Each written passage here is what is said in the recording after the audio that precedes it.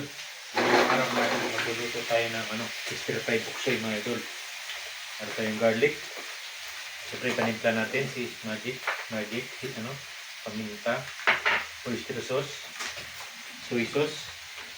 At siyempre mga idol, yung bok choy. Mga idol, luto na tayo mga idol.